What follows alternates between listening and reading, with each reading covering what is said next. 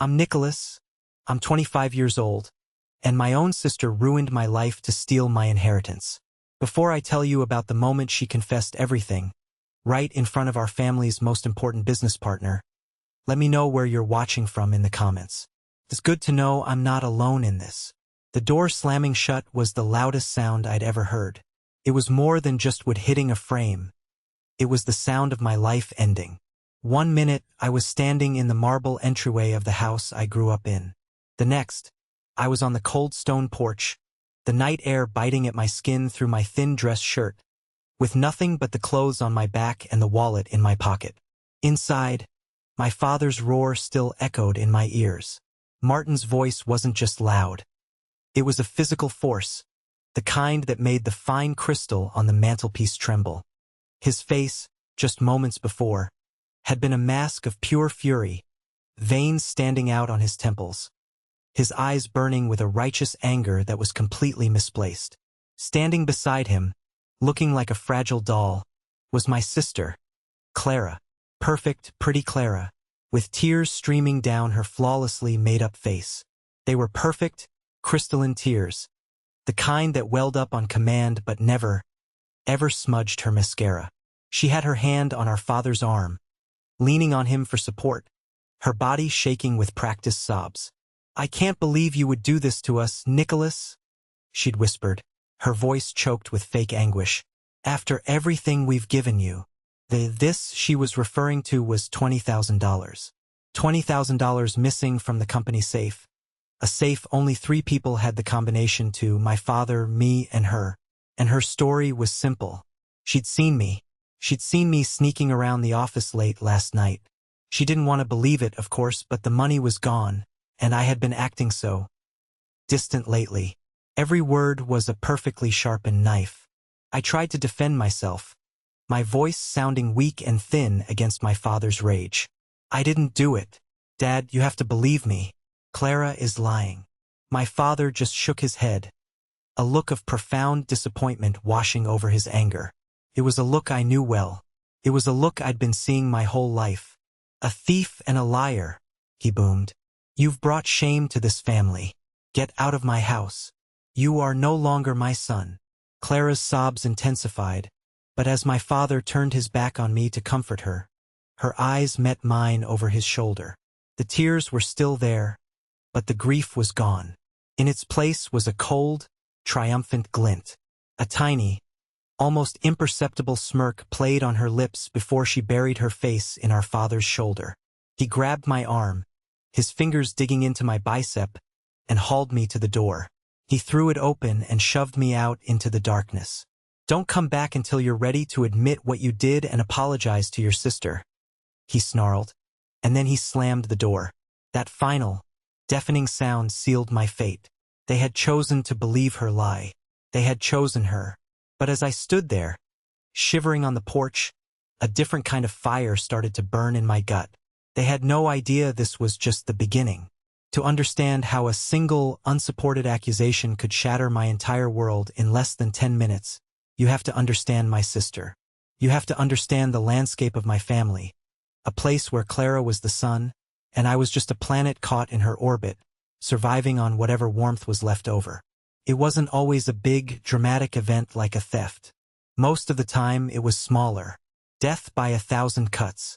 I remember when I was about 10, our grandmother, my dad's mom, had given our family a delicate, hand-painted porcelain vase. It was her mother's, an heirloom from the old country. It sat on the mantelpiece, untouched and revered. One afternoon, while my parents were out, Clara was throwing a ball in the house, something we were explicitly forbidden from doing. I warned her to stop. She just laughed, that tinkling, carefree sound that always charmed everyone, and threw it again. This time, it missed her hand on the rebound and smashed directly into the vase. The silence that followed was terrifying. Shards of painted porcelain lay scattered across the hearth. Before I could even process what had happened, Clara's face crumpled. The tears came instantly. By the time my parents' car pulled into the driveway, she was hysterical. Through her sobs, she spun a tale of how I'd been chasing her, how I'd gotten angry and thrown the ball at her, but it missed and hit the vase. I was speechless. The lie was so audacious, so complete. I denied it, of course, but my quiet, stunned denials were no match for her theatrical performance. My father's face hardened into that familiar mask of disappointment. I was grounded for a month. Clara got ice cream for being so brave. I learned a valuable lesson that day. In my family, the best story won, not the truth. A few years later, it was an idea. I was a teenager, obsessed with computers. I spent weeks designing a new inventory management system for our family's manufacturing company. It was rudimentary, but it was functional. I was proud of it. I made the mistake of showing it to Clara, explaining how it could save the company time and money. She seemed bored, nodding along before changing the subject. 2 weeks later, at a family dinner, she announced that she had a proposal for Dad. She presented my idea almost verbatim as her own. She'd even redrawn my rough sketches on clean paper. My father was floored. He called her a genius, a visionary. He talked about her future, her sharp business mind. When I tried to interject to say that it was my idea, my father held up a hand. "Don't be jealous of your sister's success, Nicholas. A little healthy competition is good for you." I felt invisible. He didn't even consider that I could have been telling the truth. The assumption was automatic. Clara was brilliant, and I was envious.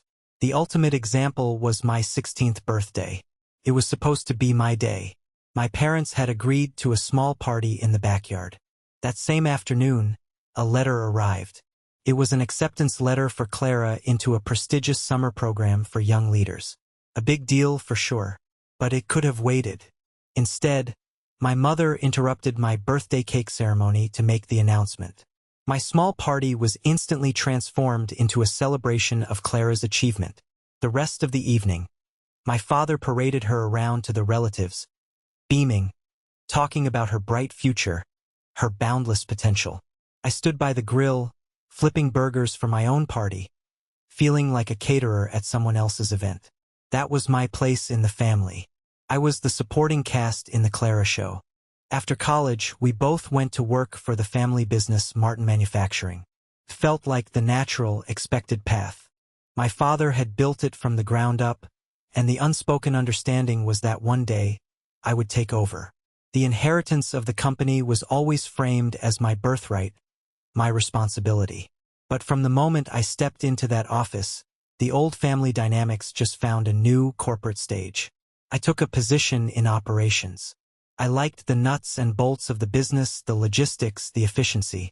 I spent my days on the factory floor, learning the machinery, talking to the foreman, trying to find ways to make things run smoother. I put in the hours, often staying late to draft proposals and analyze production data.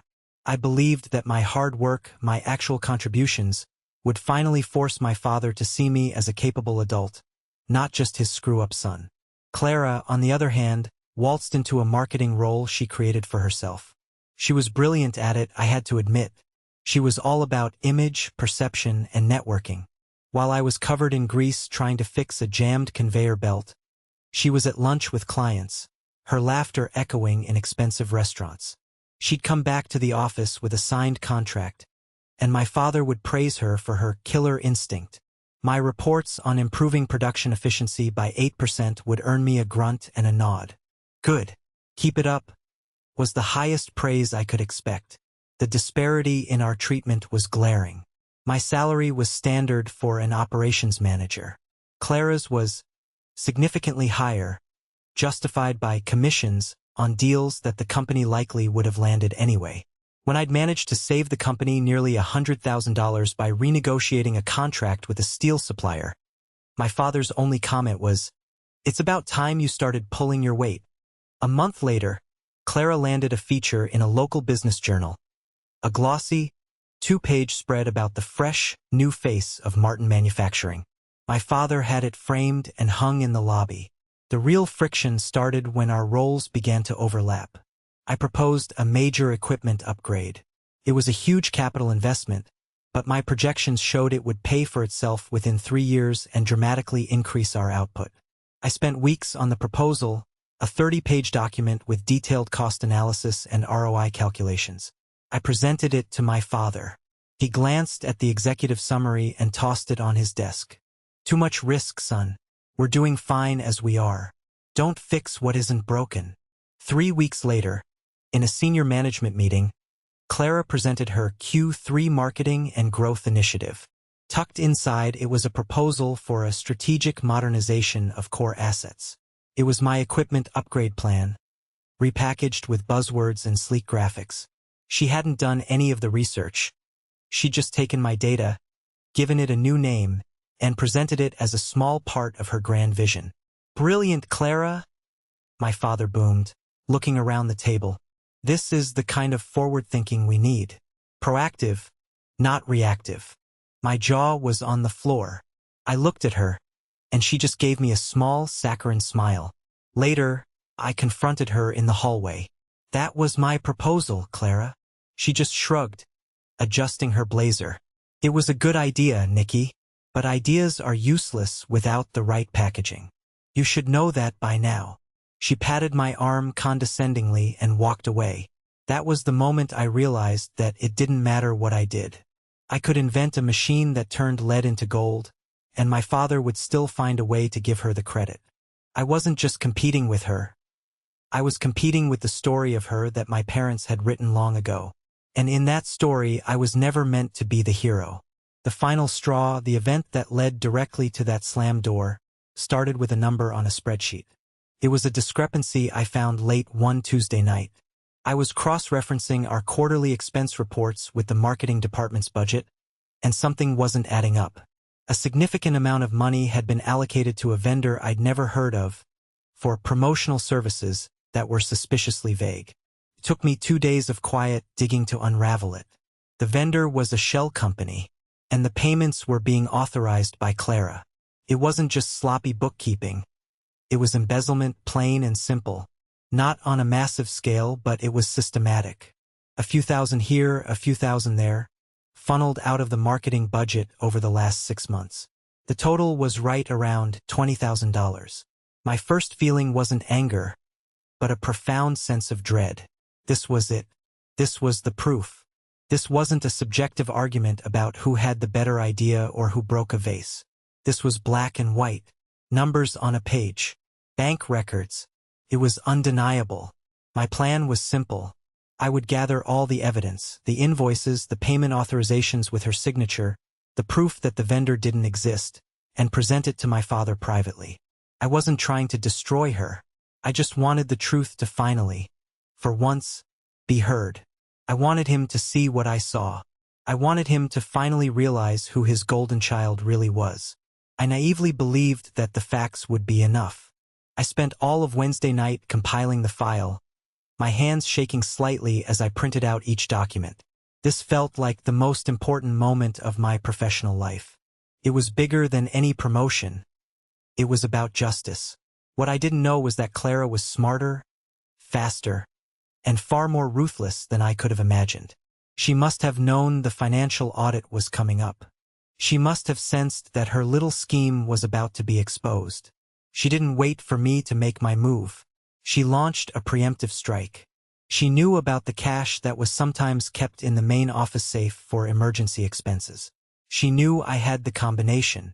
All she had to do was take the money, hide it, and point the finger at the person everyone was already conditioned to see as the less competent, more resentful sibling.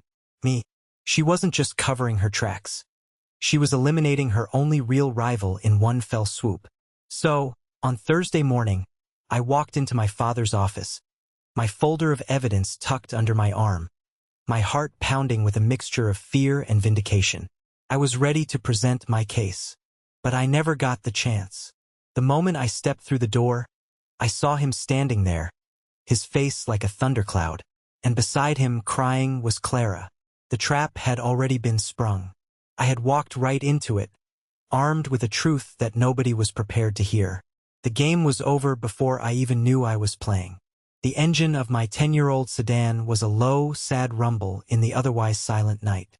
I was parked in the deserted lot of a 24-hour supermarket, the neon sign casting a sickly green glow on my dashboard. The adrenaline from the confrontation had worn off, leaving behind a cold, heavy emptiness that felt like it was physically weighing me down. I leaned my head against the steering wheel, the cheap plastic cool against my forehead. Homeless. At 25, I was homeless. The word felt foreign, like something that happened to other people in stories, not to me. I had a college degree. I had a job. My wallet contained $67 and a few credit cards that I knew would soon be useless once my father cut me off from the joint accounts. My mind kept replaying the scene at the door, the look in Clara's eyes, the sound of my father's voice. It was a carousel of betrayal that I couldn't get off. After an hour of just sitting there, letting the despair wash over me, a sliver of irrational hope pushed through. My mother, Eleanor. She had been silent during the whole ordeal, her face pale, her hands clasped tightly in front of her. She was always the peacemaker, the one who tried to smooth things over. Maybe, without my father's overwhelming presence, I could get through to her. I pulled out my phone. My thumb hovered over her contact photo. I took a deep breath and pressed call. It rang 3 times, each ring tightening the knot in my stomach. Nicholas. Her voice was a fragile whisper. Mom, I said, relief flooding through me. Mom, you have to listen to me. Clara set me up. I have proof. She's been stealing from the company. I found it, and she did this to cover it up. I was speaking too fast, the words tumbling over each other. There was a long pause on the other end. I could hear her muffled sob. Oh, Nikki, she breathed. Why are you making this so much harder? Your father, he's heartbroken. My blood ran cold. Heartbroken? He threw me out of my own home based on a lie. Did you hear what I just said? I have proof. Proof doesn't matter right now, she said, her voice gaining a desperate edge. What matters is our family. This anger, this ugliness will tear us apart. If you would just apologize for the family, just apologize to your father and to your sister. We can put this behind us. I squeezed the phone so hard the plastic creaked. My own mother. She wasn't listening. She didn't want the truth. She wanted peace. And she was willing to sacrifice me to get it. The idea that this could all be solved by me admitting to a crime I didn't commit, just to smooth things over, was so profoundly unjust it stole my breath. It wasn't about a potential divorce or a family split. It was about maintaining the comfortable, established narrative at all costs. So you want me to say I'm a thief? I asked, my voice dangerously quiet. I want you to be my son again, she pleaded. Please, Nikki, just come home and apologize. I couldn't speak. My throat was tight with a grief so sharp it felt like swallowing glass. She wasn't my ally. No one was. I was completely and utterly alone. I can't do that, Mom, I finally managed to say. I didn't do it. I ended the call before she could reply. I tossed the phone onto the passenger seat and stared out at the empty parking lot. The hope I'd clung to was gone, replaced by a terrifying clarity. There would be no rescue. No one was coming to save me. If I was going to survive this, I was on my own. The first night in my car was brutal. Every shadow seemed menacing. Every passing car felt like a threat. I barely slept. By morning, my back ached and a deep, bone-chilling cold had set in. I knew I couldn't keep this up. There was only one person I could think of to call. Leo. Leo and I had been friends since kindergarten. He knew my family, he'd seen the dynamic firsthand for years, and he'd always been my reality check. He answered on the second ring. Dude, where are you? I called you like 5 times last night. In a choked, halting voice, I told him everything. He didn't interrupt. He just listened. When I finished, the only thing he said was, "Where are you right now? Send me your location." 20 minutes later, his beat-up truck pulled up next to my car. He didn't look shocked or pitiful. He just looked angry on my behalf. "Get in," he said. "You're staying with me." I tried to protest, but he cut me off. "My mom will kill me if she finds out I left you sleeping in your car. It's not a discussion. Let's go." Leo's house was small, warm, and a little chaotic, the complete opposite of the silent, museum-like home I grew up in. His mom, a kind woman with a no-nonsense attitude, took one look at my face, hugged me tightly, and pointed me toward the shower. For the first time in 24 hours, I felt a flicker of human warmth. But the safety of Leo's house was a small island in a growing sea of hostility. The news, or rather Clara's version of it, had spread like wildfire. My father had likely made a few calls, painting a picture of a troubled son who had finally gone too far. My phone started buzzing with texts from cousins and family friends. Some were sanctimonious offers to pray for me. Others were cold, telling me how disappointed they were. The worst came from within the company. I got an email from Mark, a manager in my department who had always been a rival. It was dripping with false sympathy. "Heard what happened, man. So sorry to hear it. Let me know if you need anything." I knew he was probably dancing on his desk, already measuring my office for new curtains. He was likely angling for the promotion he thought I was in line for. Out of desperation, I called my Aunt Carol, my dad's sister. She had always been the cool aunt, the one who seemed to see through my father's bluster. I hoped she would be an ally. Her voice was cautious. "Nicholas, I heard there was some trouble." I explained the situation, my voice pleading for her to believe me. She sighed heavily. "Listen, honey, your father is a difficult man, we all know that. But he's your father, and Clara is your sister. Family is complicated. My advice is to lay low, let him cool off, and then do what you have to do to make peace. I can't get involved in this. It's not my place." She didn't believe me, or worse, she didn't care if it was true. She just didn't want the drama. It was another door slammed in my face. Staying at Leo's was a temporary fix, but the outside world was closing in. The story was set. I was the villain. Clara was the victim. My family, my community, my professional life. It had all been poisoned. The isolation was a physical weight, pressing down on me, suffocating me. Leo's friendship was a lifeline, but I knew it wasn't enough to pull me back to shore. For the next week, I existed in a fog. Leo's mom insisted on feeding me, and Leo did his best to keep my spirits up. But I was sinking. I spent my days searching for jobs online, a futile effort when my last employer was my father, who had effectively blacklisted me as a thief. The $67 in my wallet was long gone. I was living on borrowed time and borrowed kindness. The turning point came on a Saturday night. Leo had been invited to a party, one of those big suburban backyard things hosted by a mutual acquaintance. I obviously was not invited. I told Leo to go, to have fun, that I'd be fine. I didn't want my misery to be his prison. He came back around 2 in the morning. I was awake, staring at the ceiling in the guest room. I heard him come in, and a minute later, my door creaked open. In the dim light from the hallway, I could see his face was pale, his expression tight with a strange mix of fury and excitement.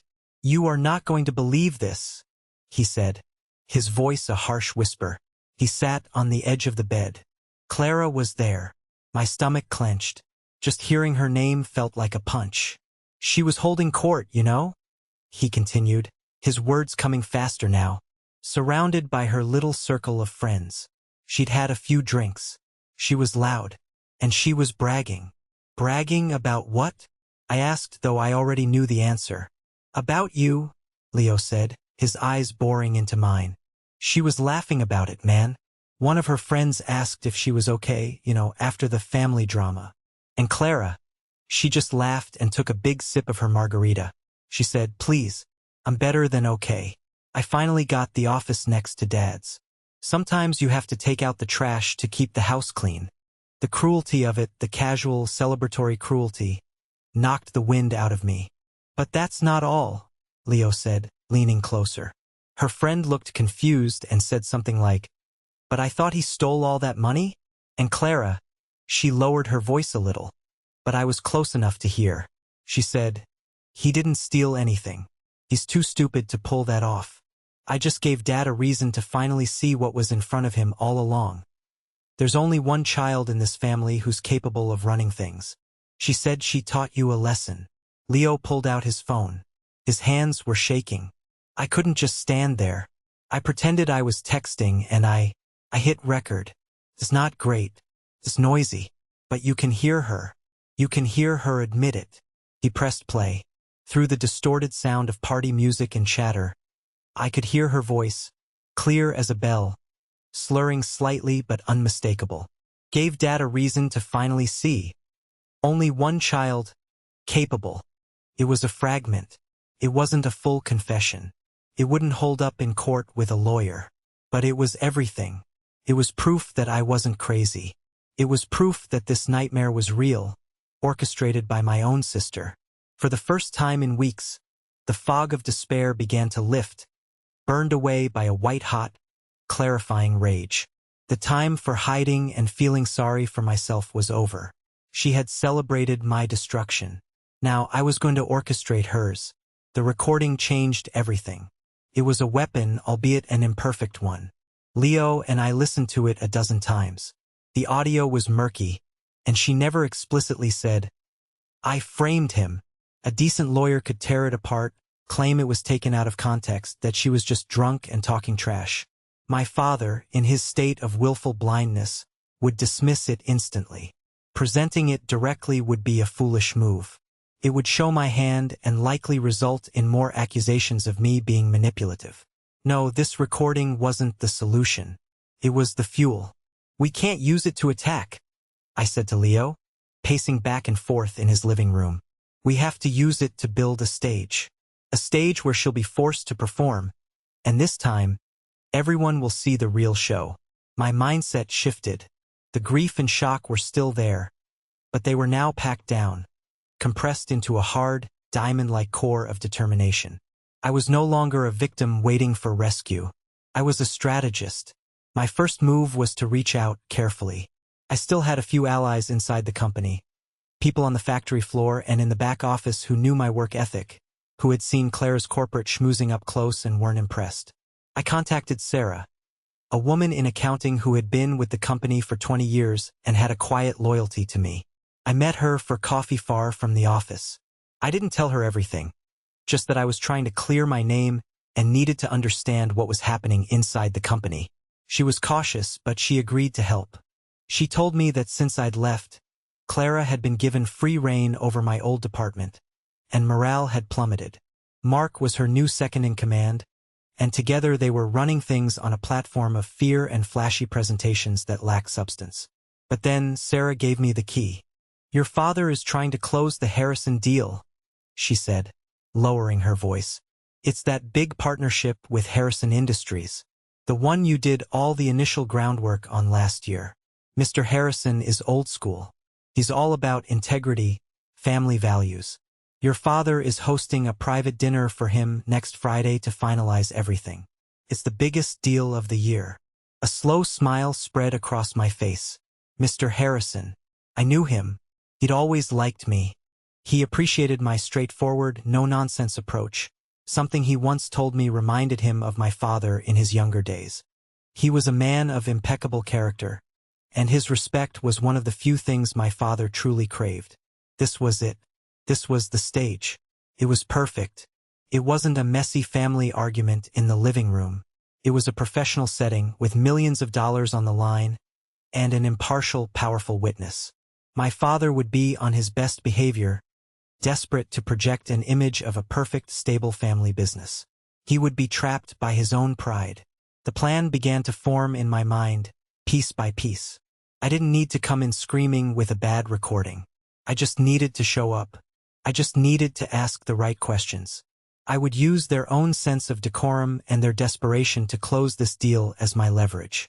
Clara's arrogance was her greatest weakness. My father's pride was his.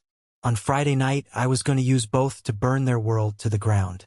The week leading up to the dinner was the longest of my life. I operated with a singular, chilling focus. Leo lent me $200, his entire savings. Felt like blood money, and I swore I would pay him back tenfold. The first thing I did was get a haircut. I went to a cheap place, but it made a world of difference.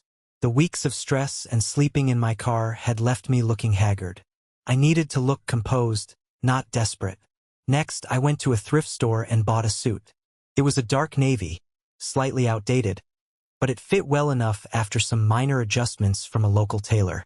I spent hours pressing it in Leo's laundry room, making sure every crease was perfect. This wasn't just clothing. It was armor. When I walked into that restaurant, I couldn't look like a homeless outcast.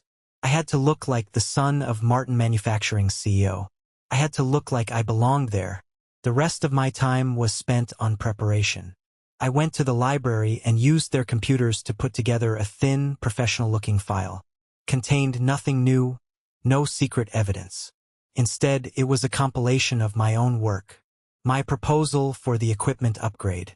The supplier contract I renegotiated. A summary of the accounting discrepancy I had discovered, presented not as an accusation, but as an unresolved operational query. The strategy was subtle. I wasn't going in there to accuse Clara of embezzlement. I was going in to discuss my abrupt departure from the company and the unresolved professional matters I had left behind. I would frame everything in the language of business, of concern for the company's future. I would be calm, respectful, and relentlessly logical. My target wasn't my father. I knew he was a lost cause, at least initially. My target was Mr. Harrison. I would be performing for an audience of one. I would lay out the facts of my contributions, the timeline of events, and the inconsistencies in the official story of my firing. I wouldn't need to call Clara a liar. I would simply present a reality in which her story made no logical sense. The night before the dinner, I laid the suit out on my bed. I placed the file next to it. I felt a strange sense of calm. The rage was still there, a hot coal in my chest, but it was controlled now, banked and ready to be used as fuel. I wasn't the same kid who had been thrown out of his house weeks ago. That kid was scared and confused. He still believed in the possibility of justice from his parents. The man who was going to walk into that restaurant tomorrow knew better. He knew that justice isn't given. It has to be taken. And I was ready to take it. The restaurant was exactly the kind of place my father loved. Old world, opulent, and suffocatingly quiet. Dark wood paneling, heavy velvet curtains, and waiters who moved with the silent, ghostly efficiency of butlers. I'd been here before, for birthdays and anniversaries. Tonight, it felt like enemy territory. I gave my old suit a final tug and walked in. The maitre d', a tall man with a severe face, intercepted me immediately. "Can I help you, sir?" His eyes flickered over me, a quick, professional appraisal that found me wanting. "I'm here to join the Martin party," I said, my voice steady, betraying none of the chaos churning in my gut. He checked his list. "I'm sorry, sir. I don't see your name. I'm Nicholas Martin. It's a family matter." Before he could protest further, I saw them. They were in a private alcove at the back of the dining room. My father, holding a glass of wine, was in the middle of a story, his face flushed with bonhomie. My mother, elegant and tense, smiled a brittle smile. Clara, radiant in a designer dress, was laughing at something Mr. Harrison had said. And Mr. Harrison himself, a distinguished man with silver hair and shrewd eyes, was listening intently. I took a deep breath and walked toward them. The conversations died down, fork by fork, as I approached. It started with Clara. Her eyes widened, the smile freezing on her face. Then my mother saw me, and her hand flew to her throat, a tiny, strangled gasp escaping her lips. Finally, my father turned. The cheerful mask dropped. His face went from ruddy to pale in a heartbeat, then darkened with rage. "What in God's name are you doing here?" he hissed, his voice a low growl that cut through the restaurant's quiet murmur. Mr. Harrison looked from my father to me, his expression one of polite confusion. "Good evening, Dad, Mom, Clara," I said, my voice calm and even. I then turned to the guest of honor. "Mr. Harrison, it's a pleasure to see you again. I apologize for the interruption."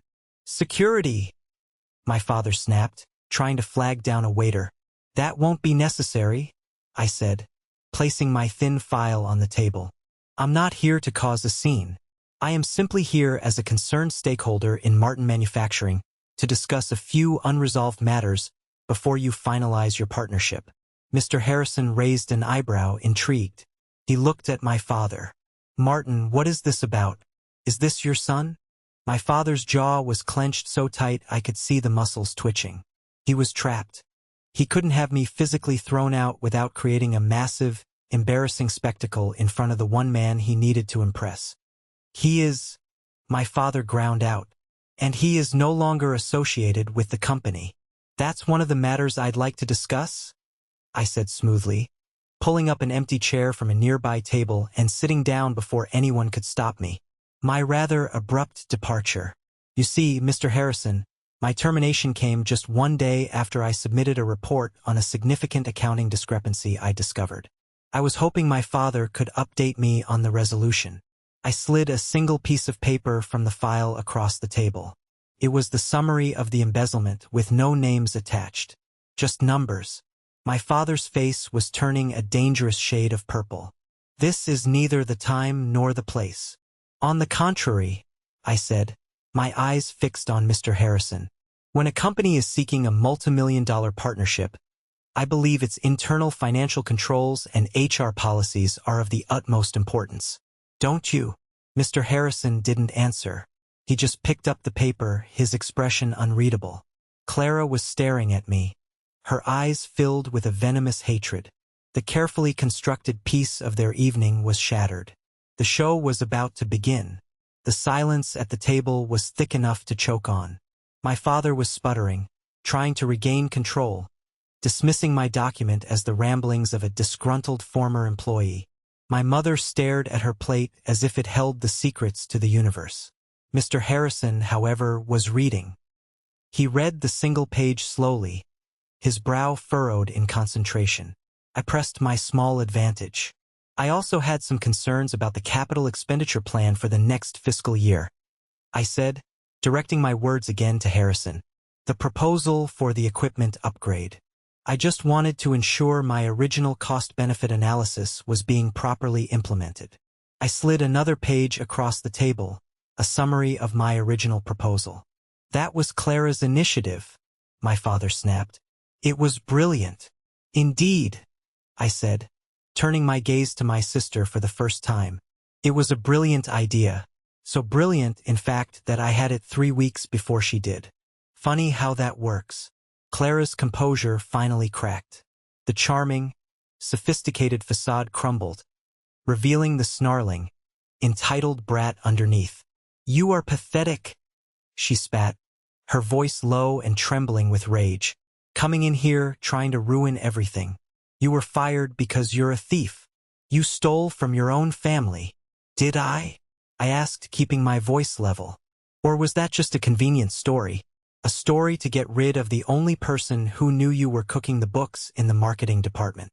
My father slammed his fist on the table, making the silverware jump. Enough! You will not speak to your sister that way. You are a disgrace, and I want you out of here now. His defense only emboldened her. Her fear was being replaced by a wave of righteous, arrogant fury. She believed in that moment that she was untouchable. My father would always protect her. She looked at me, a sneer twisting her beautiful features. You think these little papers can change anything? She laughed, a harsh, ugly sound. You think she gestured toward Mr. Harrison, cares about your pathetic little office dramas? You were always weak. You were always holding this family back. She leaned forward, her eyes blazing with a wild, triumphant light. The pressure of the last few weeks, the thrill of her victory, and the champagne she'd been drinking all combined into a spectacular, self-destructive explosion. You want to know the truth?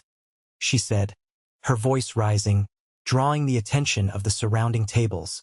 Fine. Yes, I did it. I took the money and I planted the evidence. I framed you, because Dad needs an heir who is strong enough to protect this company. Not a soft, sentimental fool like you. I did what I had to do to protect our inheritance from you. The air was sucked out of the room. My father froze, his mouth half open. Mr. Harrison's eyes widened in disbelief. I just stared at her, a cold, grim satisfaction washing over me. She had done it. She had handed me my victory on a silver platter. But the real twist, the moment that truly changed everything, came from behind her. What did you just say? The voice was quiet, trembling, and utterly destroyed. Clara's triumphant expression faltered. She slowly turned around. Standing there, having just returned from the restroom, was our mother. Her face was ashen, her eyes wide with a horror so profound it seemed to hollow her out from the inside. She had heard every single word. This is the moment that changed everything, the moment I finally got control of my life back. Thank you for staying with me until this point. You are amazing. Please help me out by liking this video and commenting the number 1 down below, so I know you've journeyed with me this far. It not only helps more people find this story, but also lets me know that my experiences mean something to someone. Your support is the biggest motivation for me to continue sharing the rest of my journey. The aftermath of Clara's confession was a tableau of silent horror. My mother stood frozen, her hand covering her mouth, her eyes locked on her daughter. Clara's face had drained of all color, the arrogant fire extinguished, replaced by the dawning, panicked realization of what she had just done. My father looked as though he had been physically struck, his entire body rigid, his eyes darting between his daughter, his wife, and the ruin of his business deal. It was Mr. Harrison who broke the spell. He deliberately folded the paper I had given him, placed it in his breast pocket, and stood up. He adjusted his tie, his face a mask of cold, profound disappointment. "Martin," he said, his voice quiet but carrying the weight of a judge's sentence. "I came here tonight to celebrate a partnership between two families I thought shared the same values. Integrity, honesty. It's clear I was mistaken." He looked from Clara's terrified face to my father's stunned one. "I will be withdrawing my offer. We will not be doing business together. I suggest you get your house in order." He gave me a single brief nod, a gesture of respect that felt more validating than a lifetime of my father's praise, and then he turned and walked out of the restaurant without a backward glance. His departure was like pulling the pin from a grenade. My mother let out a strangled sob and sank into her chair, burying her face in her hands. My father finally snapped out of his paralysis, his gaze falling on Clara. For the first time in my life, I saw him look at her without adoration. I saw him look at her and see the monster he had created. "What have you done?" he whispered, his voice hoarse with disbelief. Clara started to babble, the words tumbling out in a desperate, incoherent stream. "I did it for you, Daddy. For the company." He wasn't strong enough. I had to. But her words were meaningless now. The lie was exposed, and the truth was a harsh, ugly thing that had cost them everything. The restaurant manager was hovering nearby, his face a mixture of anxiety and morbid curiosity. The perfect evening had imploded, and we were sitting in the wreckage. I stood up. I hadn't said a word since she confessed, and I didn't need to. The truth was doing its work. I looked at my family, my weeping mother, my disgraced father, my ruined sister, and I felt nothing. Not pity, not anger, not even triumph. Just a vast, quiet emptiness. The fight was over. I turned and walked out of the restaurant, leaving them to sift through the ashes of the world they had built. For the first time in weeks I could breathe. Took them 2 days to contact me. I was back at Leo's, recounting the entire, insane evening. We were both still reeling. My phone rang, and the caller ID said, "Father." My first instinct was to ignore it. Leo just nodded at the phone. "You have all the power now, man. Use it." I answered. His voice was different. The booming, authoritative tone was gone. He sounded like an old, tired man. "Nicholas, we need to talk. Can you come to the house?" "No," I said, the words simple and firm. "We can meet on neutral ground. The coffee shop on Main Street. 1 hour." I hung up before he could argue. They were already there when I arrived. They looked diminished, smaller, sitting at a tiny table in the corner. My father's shoulders were slumped. My mother's eyes were red and swollen. Clara was not with them. My mother started to speak, her voice thick with tears. "Nikki, we are so sorry." My father just nodded, staring into his coffee cup. I was a fool," he mumbled. "A blind fool. I let the silence hang in the air. I didn't offer them comfort or forgiveness. I waited. "We want you to come home," my mother pleaded. "We want to fix this." "Fixing this isn't about me coming home," I said, my voice cold and businesslike. "Fixing this is about justice. And justice has terms." They both looked at me, waiting. "First," I said, "a public apology, not a vague Facebook post. I want you, Dad, to post a full retraction of the accusations against me on your personal page and the company's official page. I will write it and you will post it verbatim." My father flinched, but he nodded. The public humiliation was a bitter pill, but he knew he had to swallow it. "Second, I am to be reinstated at the company, not as an operations manager, as vice president of operations, with full oversight of my old department and a salary commensurate with that position. My contract will be reviewed by my own lawyer." Again he nodded. "Third," I said, my eyes hardening, "Clara, she needs to be held accountable. She is to be removed from the company, effective immediately, and her share of the future inheritance. That needs to be revisited. I want it legally documented that my portion will be protected from any further attempts at manipulation." My mother gasped at the mention of removing Clara. "Nicholas, she's your sister, and she tried to ruin my life," I countered, my voice unyielding. "These are my terms. All of them. You either accept them, or you will never see or hear from me again. And I will make it my life's mission to ensure the entire business world knows exactly what kind of family values Martin Manufacturing is built on." I stood up, leaving them with the ultimatum. The choice was theirs. For the first time in my life, I was the one setting the rules. 6 months later, the world looked very different. My father had agreed to all my terms. The public apology he posted went viral in our local community. A humiliating but necessary act of contrition that effectively cleared my name. The gossip mill turned its attention from my supposed crime to Clara's actual one. Walking back into the company felt surreal. I wasn't the same person who had left. I moved with a confidence I never knew I possessed. Mark, my old rival, couldn't look me in the eye and tendered his resignation within a week. The employees who had known the truth all along treated my return with a quiet, respectful approval. My first order of business was to contact Mr. Harrison. I requested a meeting, just the two of us. I didn't ask him to reconsider the deal. Instead, I laid out my new vision for the company. A vision built on transparency, accountability, and the kind of solid, no-nonsense operational efficiency that he valued. I presented a detailed plan to rectify the issues I discovered, and I took full responsibility for the company's past failures. He was impressed. 2 months later, we signed a new, even better partnership agreement. That victory was sweeter than any personal apology. It was proof, written in black ink on a contract worth millions, that I was capable. I had saved the family business not just from my sister's corruption, but from my father's blindness. My relationship with my parents was a work in progress. My father treated me with a new, cautious respect. The old, booming authoritarian was gone, replaced by a man who seemed to be reevaluating his entire life. He started listening to my ideas in meetings. He started asking for my opinion. It was strange and sometimes uncomfortable, but it was a start. My mother tried harder.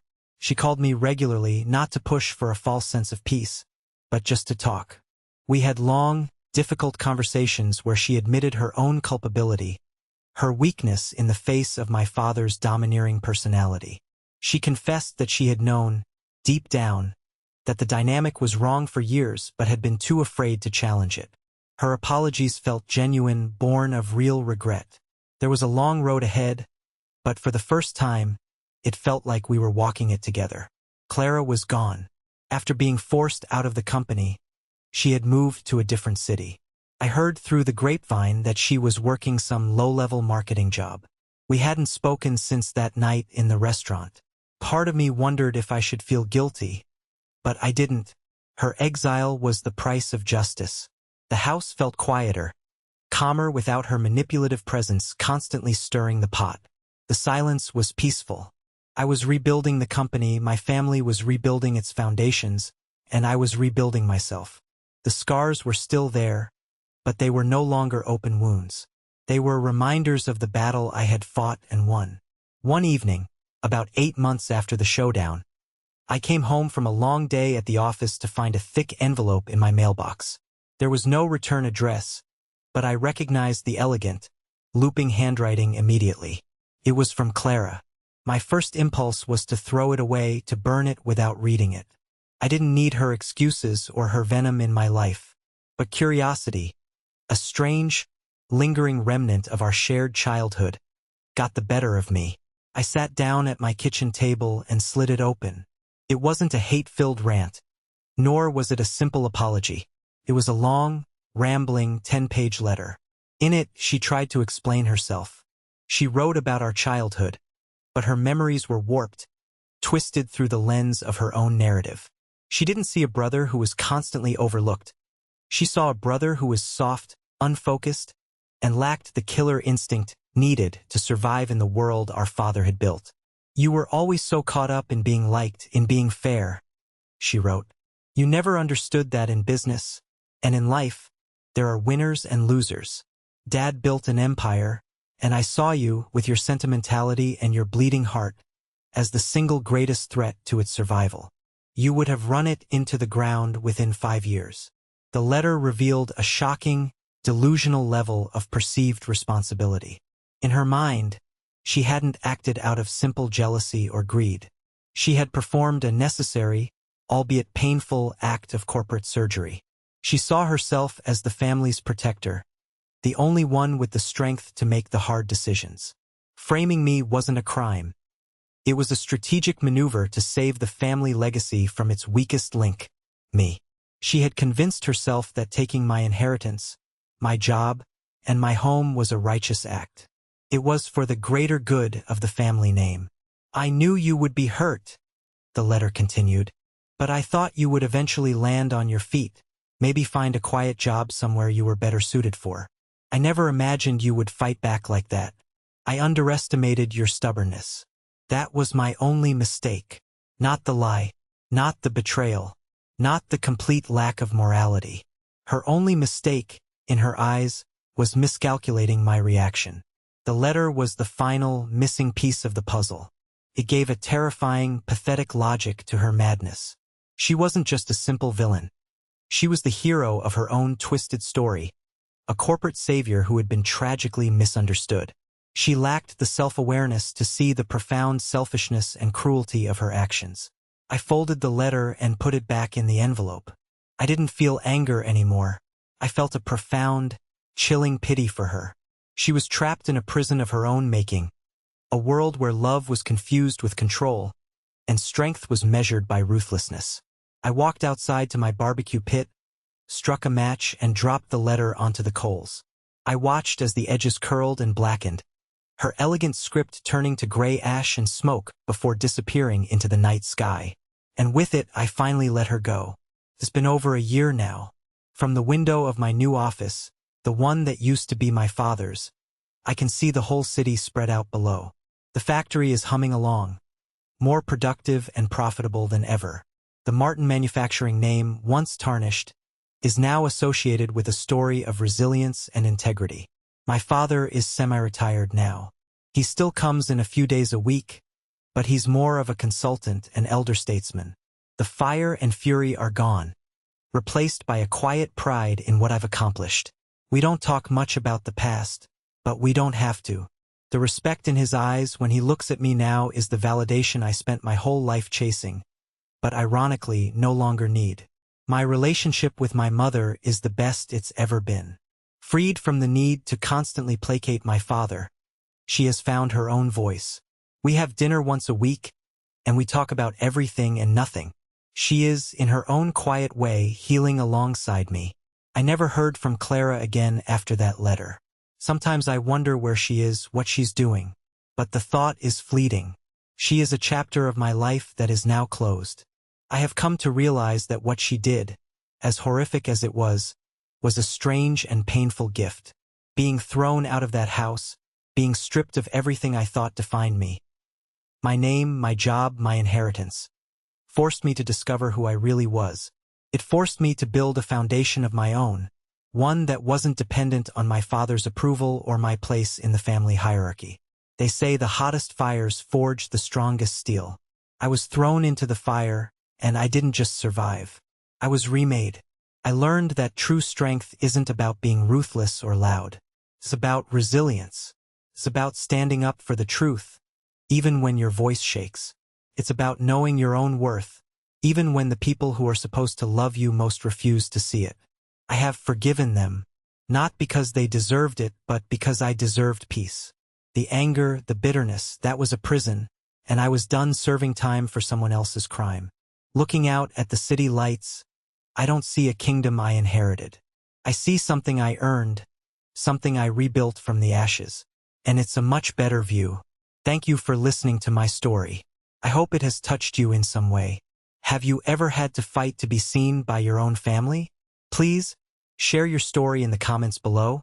And don't forget to like and subscribe so you don't miss what's next. Your support means the world.